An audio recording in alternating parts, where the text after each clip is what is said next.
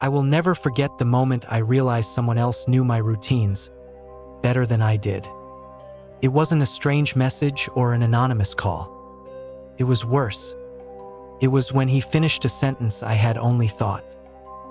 I always believed my life was normal, predictable even.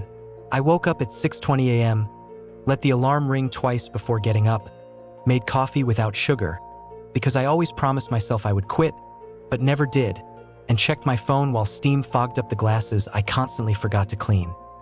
My life wasn't spectacular, but I couldn't complain. I worked at a small digital marketing company, had a small circle of friends, and visited my family on Sundays.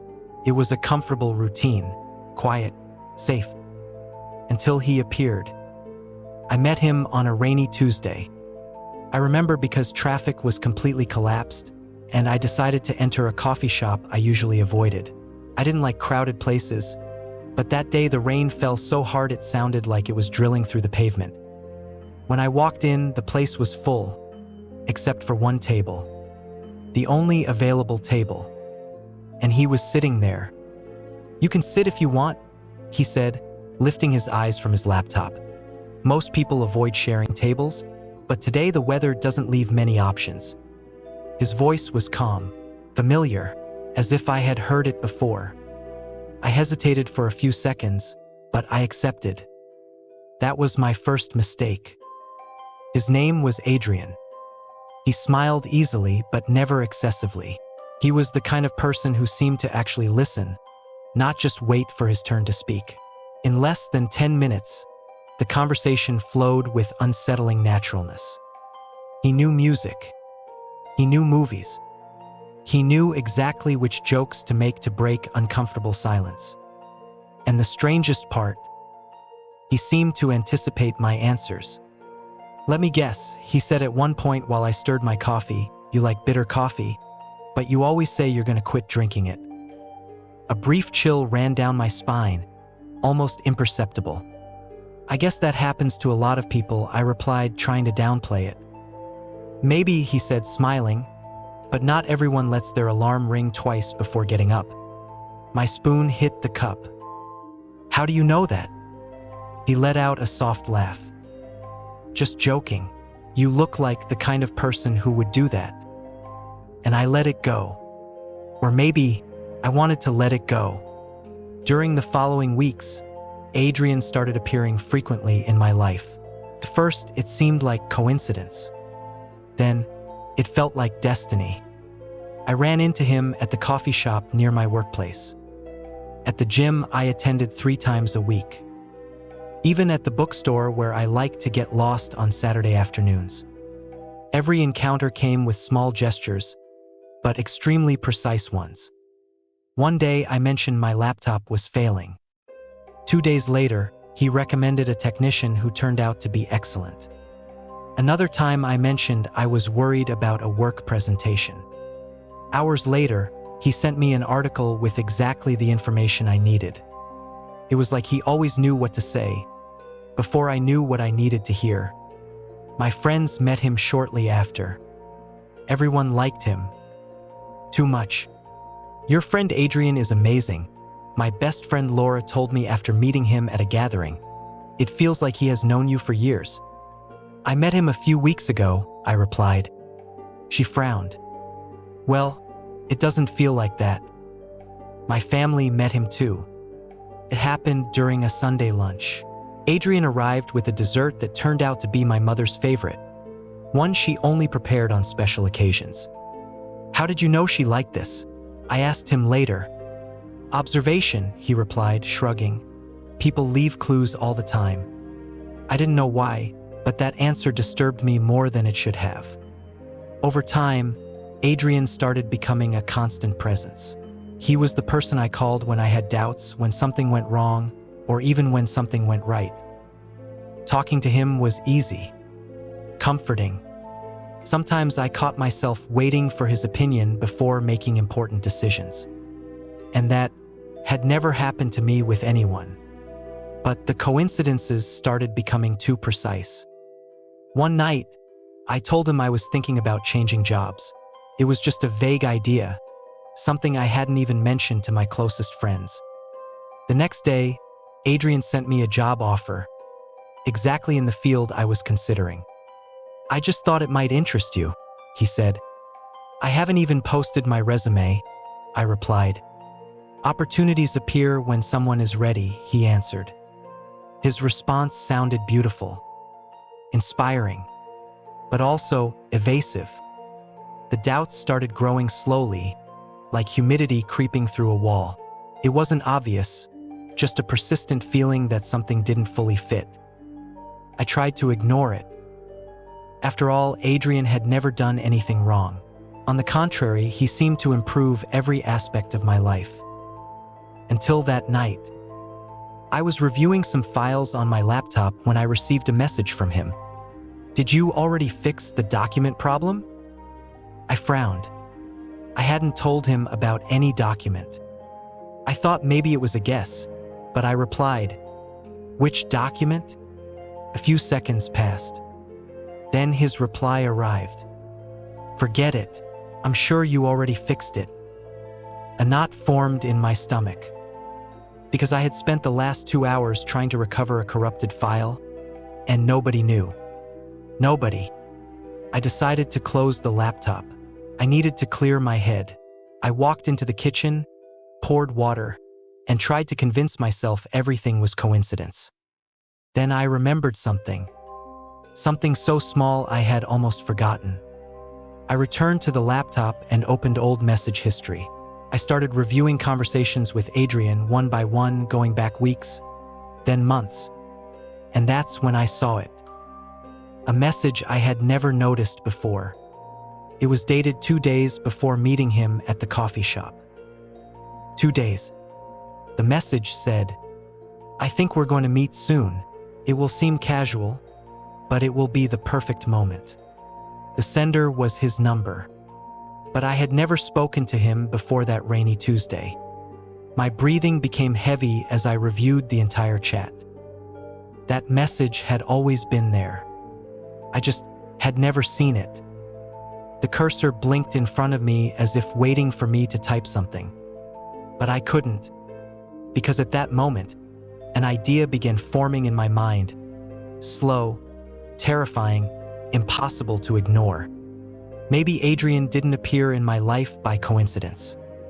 Maybe he had been watching me long before I even knew he existed.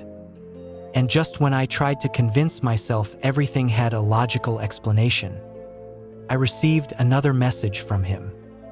"Did you find what you were looking for?" I stared at the screen, feeling a deep cold travel down my spine, because I hadn't replied yet. And I hadn't told him I was reviewing our conversations. I didn't reply to the message. I just stared at the screen, watching the cursor blink like a foreign heartbeat, one that didn't match mine. "Did you find what you were looking for?" The sentence looked simple, harmless, but something about it felt far too precise. I closed the chat without answering. I tried to convince myself I was overthinking, that exhaustion was playing tricks on my mind, that Adrian was just an observant person, nothing more.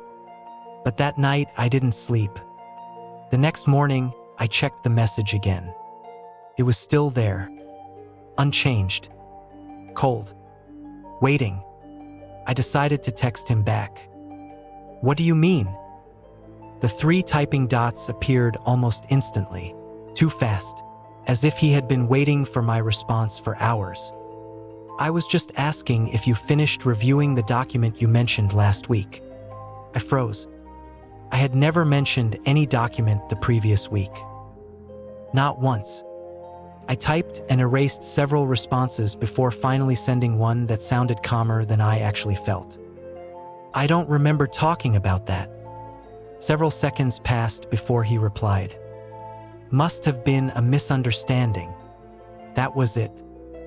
But his answer left me with a strange feeling, like he had chosen his words with surgical precision. I tried to continue my routine. I went to work, attended meetings, reviewed marketing campaigns, but my mind kept circling back to the same thought. So I decided to do something I had never done before. Review every memory connected to Adrian. I started with the simplest things, our first conversations. I searched dates, details, coincidences.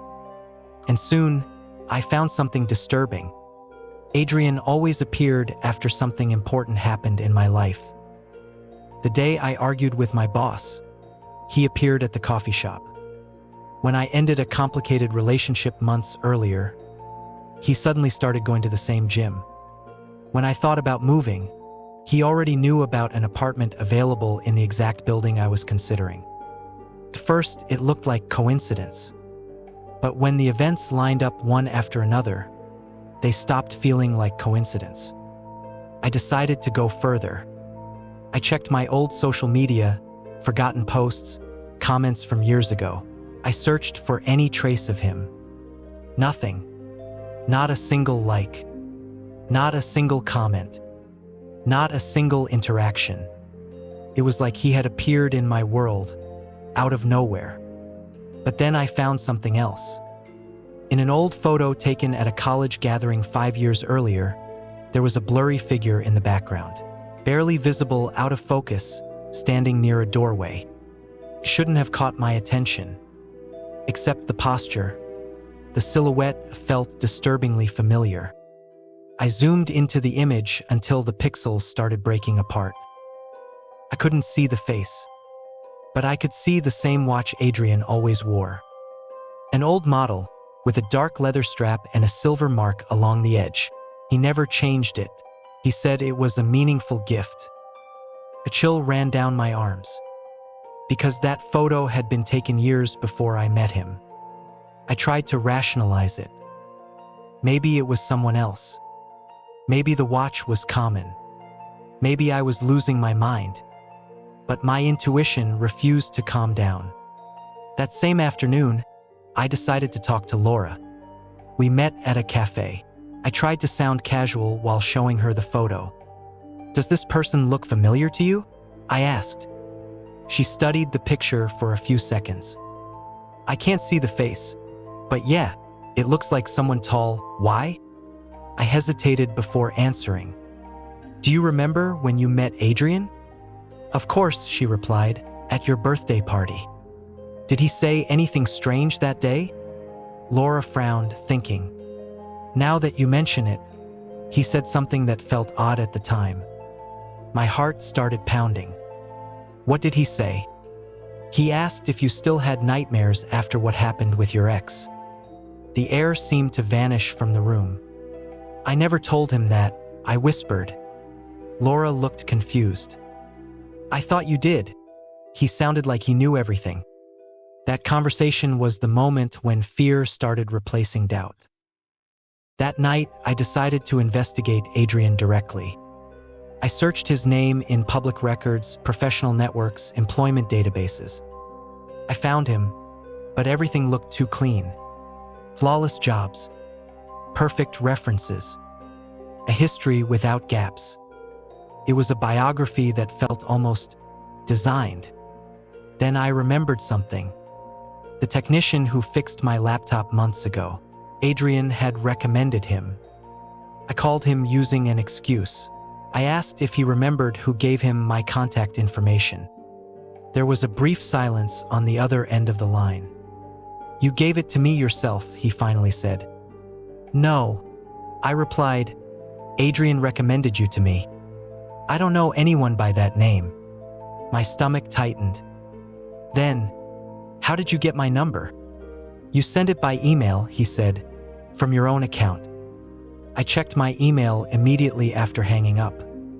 And there it was.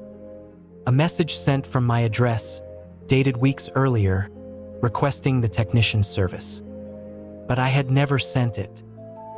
The email included an attachment, a Word document. I opened it with trembling hands. It was titled, "Behavioral Profile, Initial Observations." My name was on the first line. The world tilted slowly as I began reading. The document described my habits, my schedules, my emotional reactions, my recurring fears. Everything was there. written with clinical precision, as if someone had studied my life for years. My breathing became uneven when I reached the final page.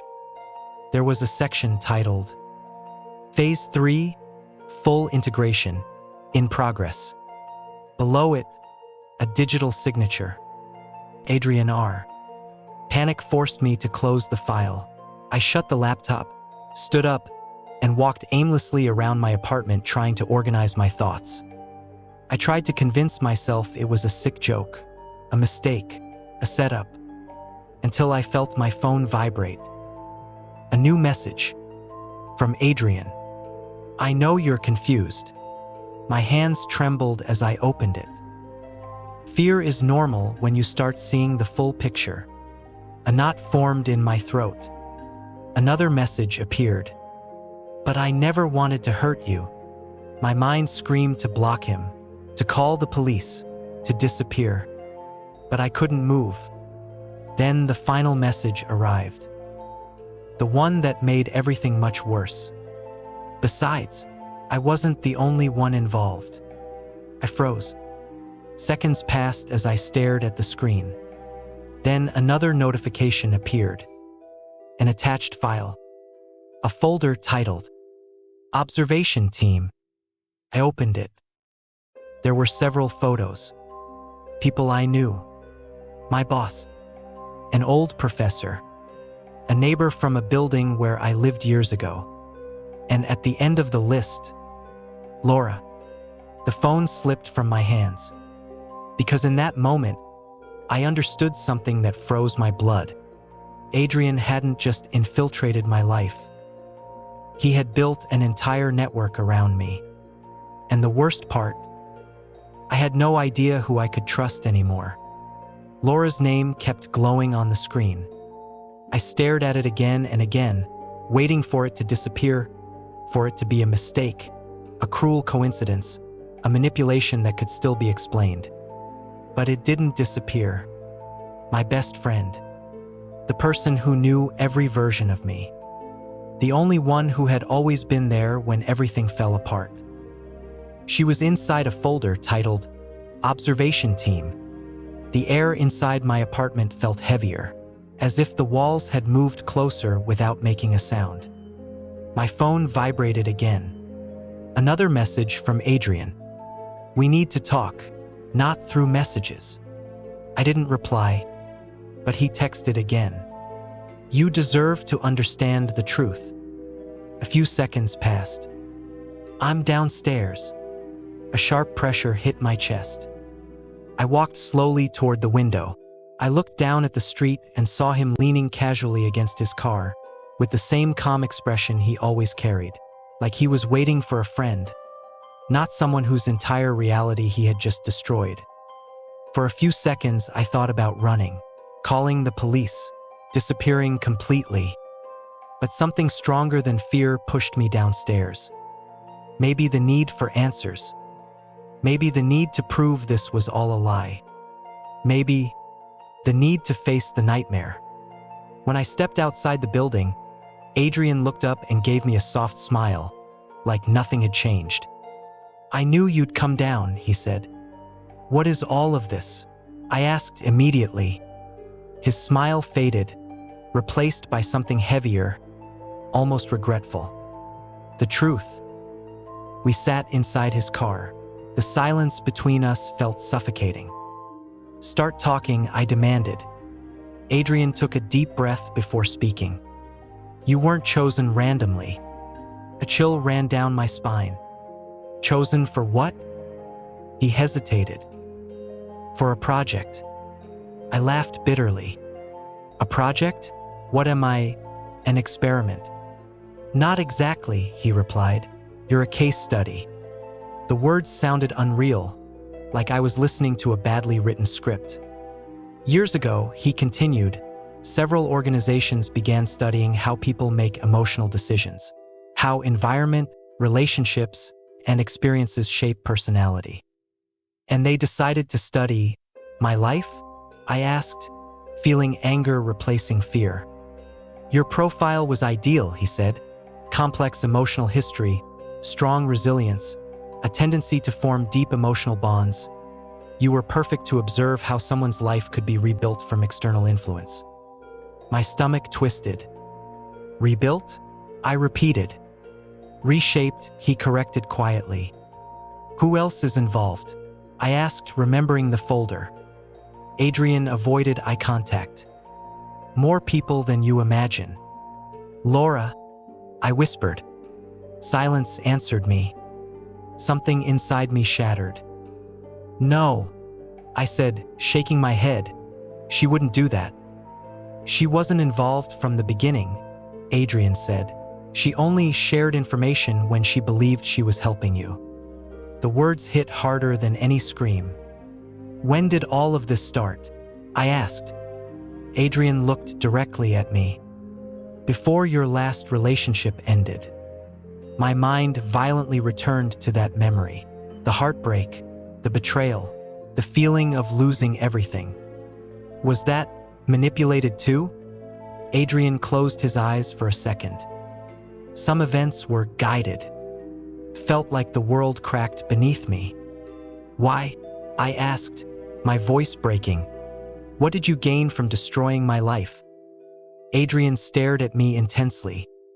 We didn't want to destroy it. He leaned slightly closer. We wanted to rebuild it better. Rage shot through me like lightning. I didn't need anyone to rebuild my life. You don't know that, he replied firmly. We observed every stage, every fall, every recovery, and something started to change. His voice softened. You began becoming stronger, more confident, more stable. Because I thought I had real people beside me, I answered bitterly. Adrian lowered his gaze.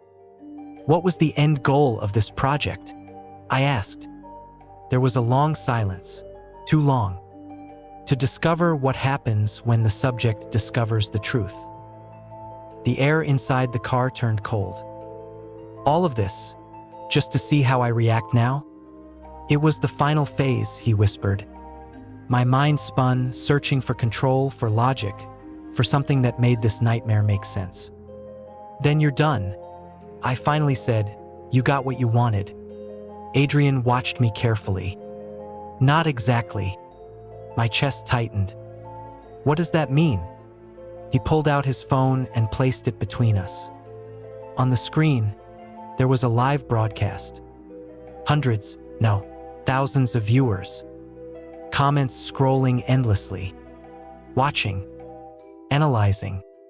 My breathing stopped. This is being streamed, I whispered. Only the conclusion, he said quietly.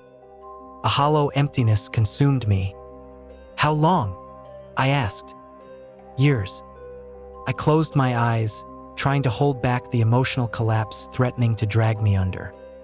Then I asked the only question that truly mattered. Was any of it real, for you? Silence filled the car again.